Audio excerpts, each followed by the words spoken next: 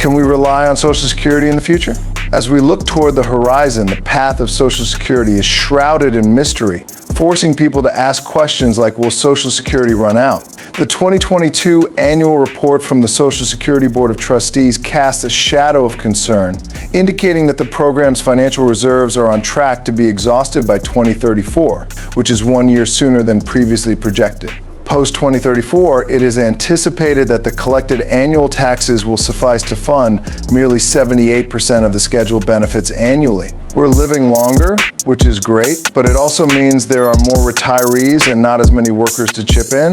By 2035, we're expecting over 78 million Americans to be over 65. That's a lot more than the 56 million today. So, what's the deal? More people will be dipping into the Social Security pot, but there'll be fewer people putting money in.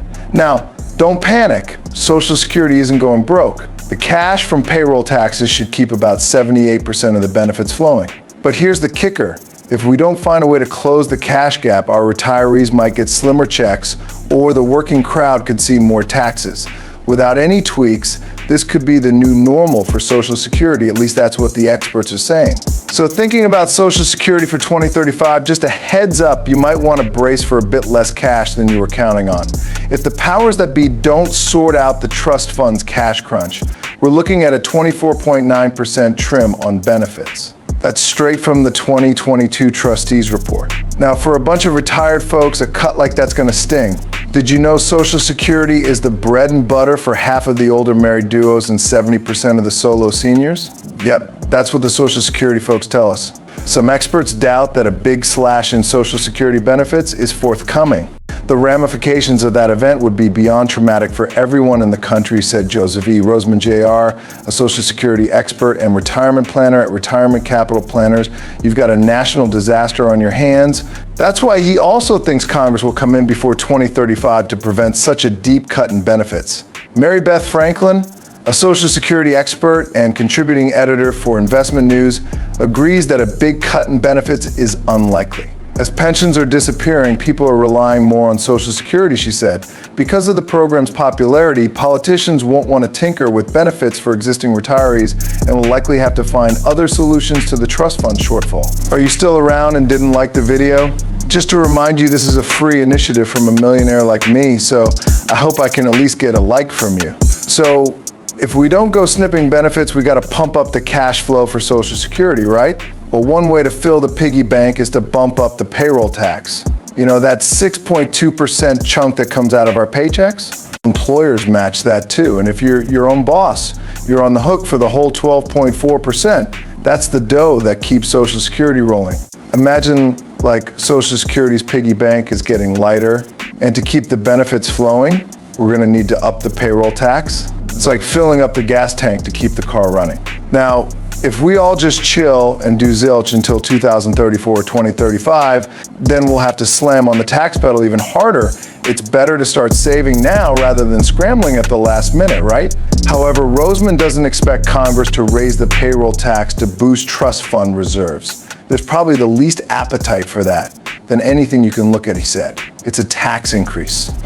All right, let's talk about bumping up the payroll tax. Right now, it's split down the middle between us and our bosses. But if we're talking about a tax hike, we could either share the load or maybe let the bosses take on a bit more to keep it off our radar.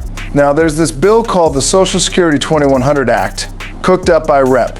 John Larson from Connecticut. He's pitching that employers should cough up an extra 6.2%, and only the high earners making over 400 grand should see a tax bump. It's got a few fans, but it's kind of stuck in limbo in Congress, according to Politico. So here's the deal with the whole taxable wage cap thing.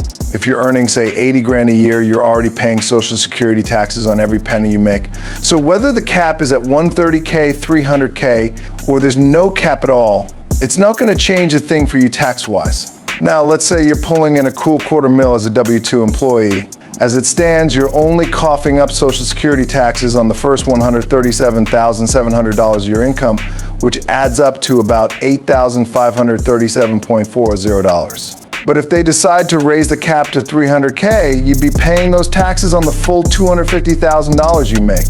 And that means you'd be shelling out around $15,500 instead. Nobody's really jazzed about paying more taxes, right? That's why Congress might just bump up the age when you can start cashing in on those retirement benefits. What Roseman's saying is the younger folks might have to stick it out at work a bit longer before they hit the jackpot. As for now, the golden number for full retirement benefits is somewhere between 65 and 67.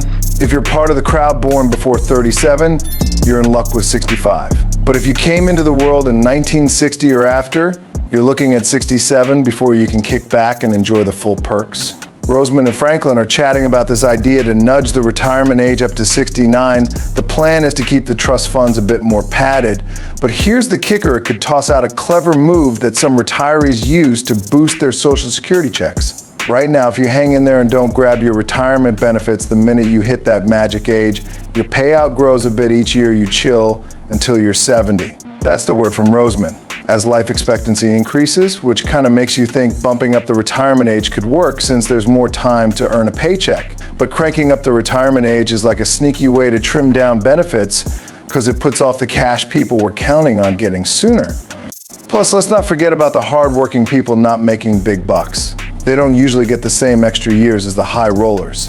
So if we push back the age to retire, it's the folks with less in the bank who are going to feel the pinch the most. You know how retirees get Social Security benefits, right? Well, almost every year they get a little bump in their checks to help them keep up with the rising cost of living.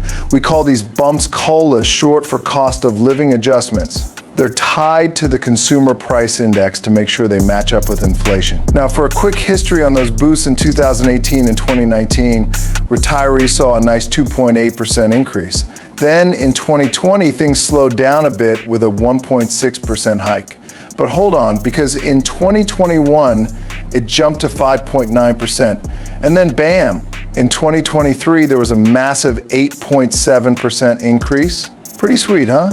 Roseman's been talking about keeping the Social Security cash pool from drying up. One way to do that might be to tweak how they calculate those yearly bumps and benefits. You know, the COLAs that help your money keep up with the cost of everything going up. The folks born before the 60s probably won't see any change. But the post-1960 crowd, it might get a slimmer COLA moving forward. And if that goes down, the checks won't stretch as far as they used to with rising prices. That means people who lean on Social Security are gonna have to get creative with their budgeting to keep the lights on. Looking back at the last few years, those yearly increases in Social Security checks, the ones that are supposed to help with inflation, can be pretty tiny. When the cost of living adjustments don't keep up, it's a real squeeze for folks on a fixed income, especially with housing and rent prices shooting up every year. And get this, the older gang ends up spending way more on healthcare than the younger crowd, and those bills. They're skyrocketing way faster than inflation. So yeah, it's a tough spot to be in. So we've got this funding gap in Social Security, right? One way to fix it is to trim the benefits across the board, and I mean for everyone, even the folks already getting their checks, or we could just scale back the benefits for the future retirees. But here's the thing, if we just kick back and do nothing until 2034 or 2035, then we're all looking at a 22% haircut on the benefits. That's like everyone getting a fifth less of what they were expecting.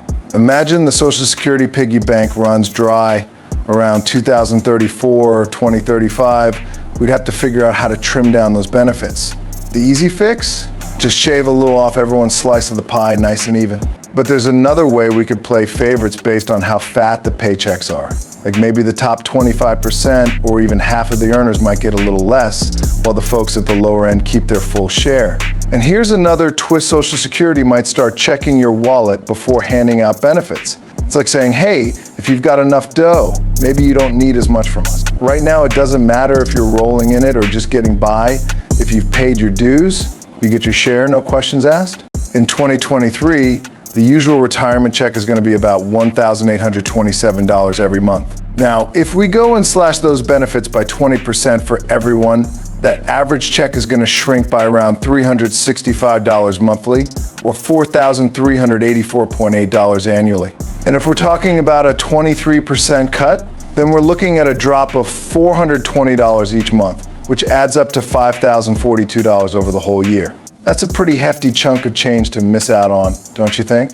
Roseman's got it figured out. Fixing Social Security's money issues isn't rocket science. But getting Congress to agree on how to do it, That's like herding cats, because no one's in the mood to give a little. Still, Rosamund's not losing sleep over Social Security going broke. He's pretty sure it'll be there for us when we retire.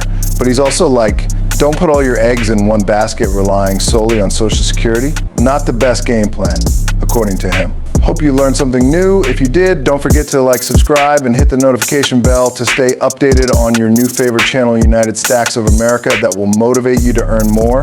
Until next time, stay creative, stay authentic, and stay awesome. Thanks for joining us, and we'll see you next time.